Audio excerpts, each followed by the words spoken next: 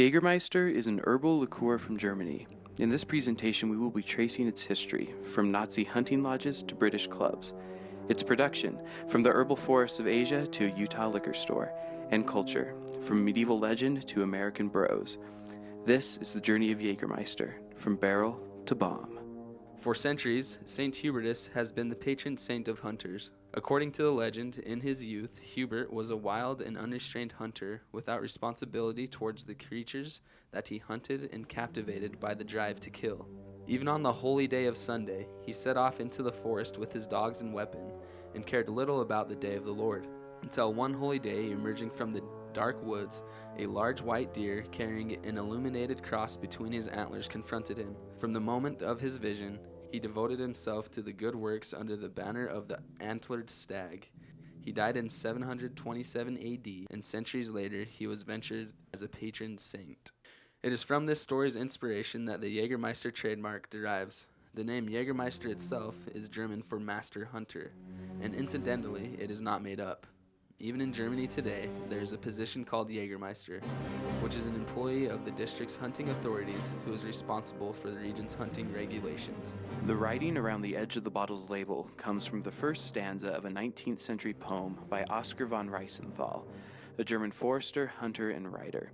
Titled Hunter's Salute, in German it reads, Das ist des Jägers Ehrenschild, dass beschützt und hegt sein Wild, weidmännisch jagt, wie sich's gehört, den Schöpfer im Geschöpfer ehrt.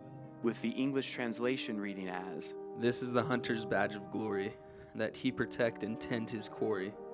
Hunt with honor as is due, and through the beast to God is true. The company was first founded as a producer of vinegar and wine in 1878 by Wilhelm Mast. The unique liqueur mixture was invented by Kurt Mast, the son of the founder, in the 1930s. According to Simon Usborn, by now, Wolfenbüttel and its surrounding hills were a popular hunting retreat among the senior ranks of the Nazi Party. Hermann Göring, later Hitler's number 2 and commander of the Luftwaffe, was a regular and by many accounts knew Mast, a fellow huntsman. When the Nazis came to power in 1933, Göring was appointed interior minister. He soon pushed through laws to create regional Jägermeisters, or masters of the hunt, who would meet in grand lodges for lavish parties. Spying a market for his drink, Mast named it Jagermeister and created a robust bottle in hunting green with a Gothic typeface. Jagermeister made its way to the United States 30 years later, slowly moving from Manhattan's German district to college campuses to bars and clubs all over the world. Jagermeister is made up of 56 different ingredients and spices. We would like to talk about the top 5 spices that are in Jagermeister: cardamom, star anise, ginger, cinnamon, and orange peel. Cardamom comes from the Zingiberaceae plant of the ginger family and is cultivated in 2 main states in India, Kerala and Karnataka. A well-maintained estate can yield between 110 and 170 kilograms of dried cardamom capsules. These plants require approximately 3 years of growth to produce capsules containing seeds. After the flowers mature, they will gradually dry out as capsules develop. These can be collected when capsules begin to turn green and later dried on screens over the course of 6 to 7 days. Star anise is the dried star-shaped fruit of the Illicium verum. This is an evergreen tree attaining a height of between 8 and 5 meters and a diameter of nearly 27 centimeters. Harvested between March and May, this plant is indigenous to southern China and northern Vietnam. The crop requires specific agroclimate conditions available only in these traditional growing areas. Ginger is the rhizome of a perennial plant that is cultivated throughout the world for culinary purposes. It is cultivated in almost all states of India, but Kerala is the major ginger growing state.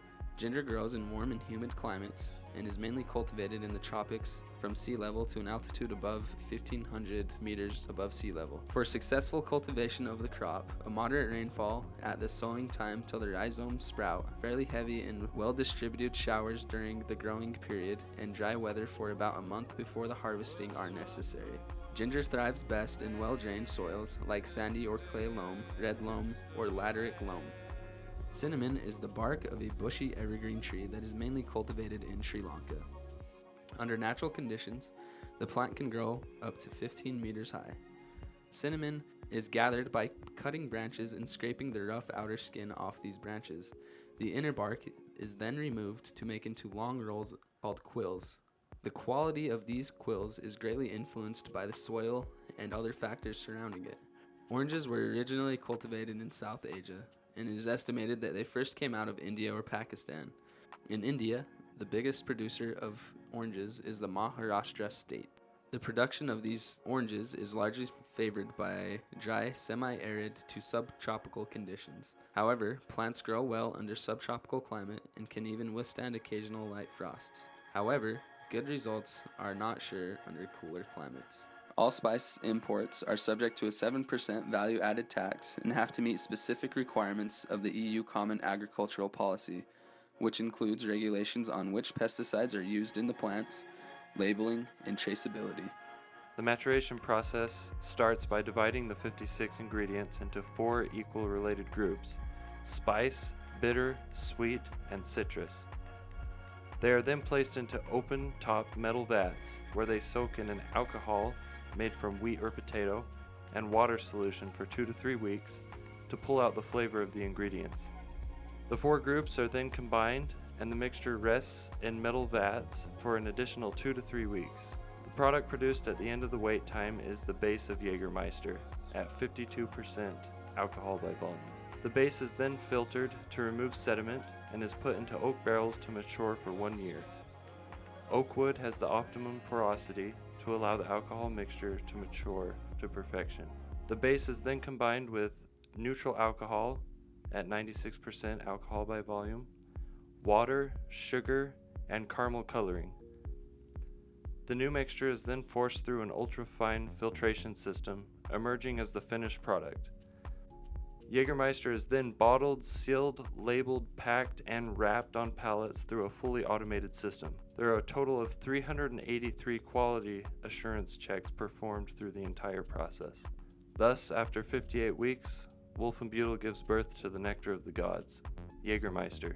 Whenever a drink comes to Utah, it has to be approved by the Utah Department of Alcoholic Beverage Control.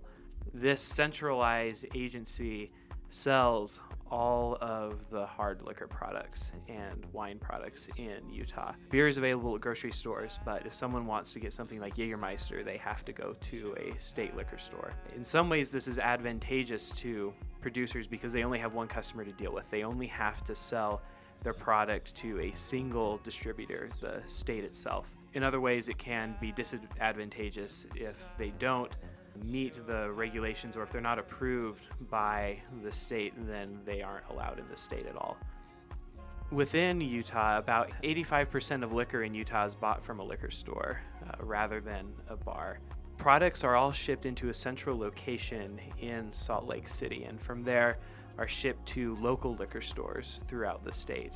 Labels have to be approved by both the state of Utah and by the U.S. federal government, and the formula also has to be approved by the U.S. federal government. When a new product goes before the Utah DABC, it's evaluated by a tasting panel, and they evaluate the price, the marketability of the business, the quality of the alcohol, and whether or not it's going to sell. And if a product doesn't sell in the liquor stores, then eventually it is pulled from the shelves. Jagermeister, however, continues to sell well and probably won't be pulled anytime soon. Producers also pay a tax to the federal government of about $13 per proof gallon, which is 1 gallon of 50% alcohol.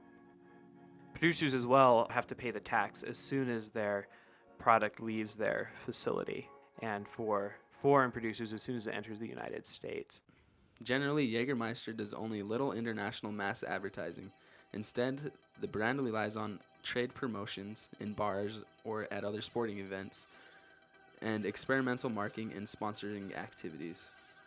From the 1970s, Jagermeister brand has developed in association with major motor racing industries, as they have sponsored various European racing teams, primarily those who are fielded by BMWs and Porsches.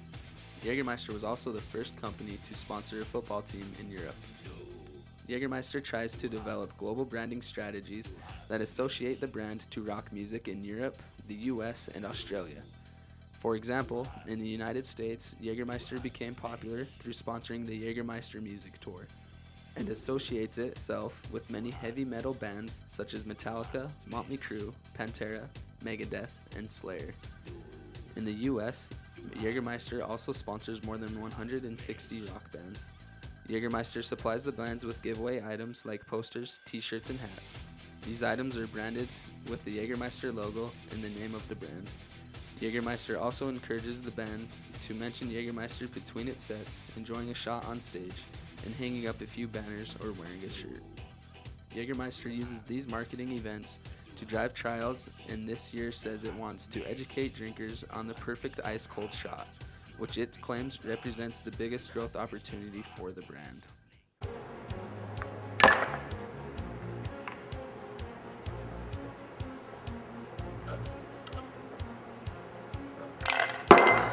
Jager bombs.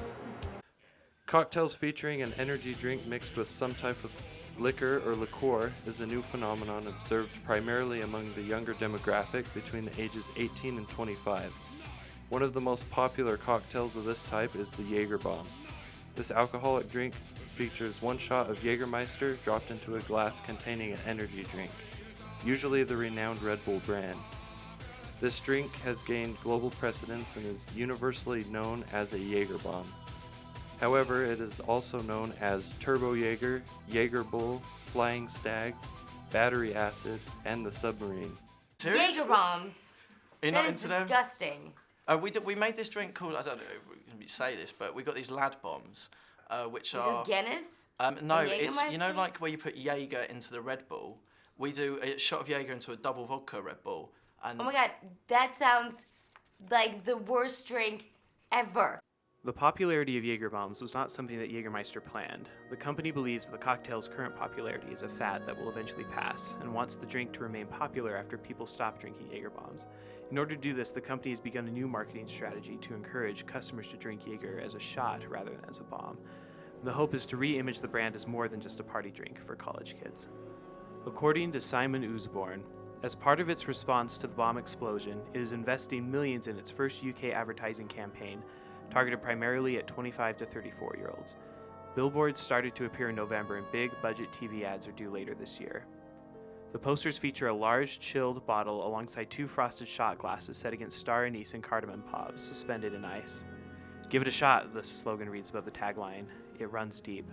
The campaign manifesto goes further. What is Jagermeister, it asks? A dark and complex blend of 56 ingredients steeped in legend and mystique. This is no cheap shot for shallow friendships. It's a toast to bonds that are deep, meaningful, and true.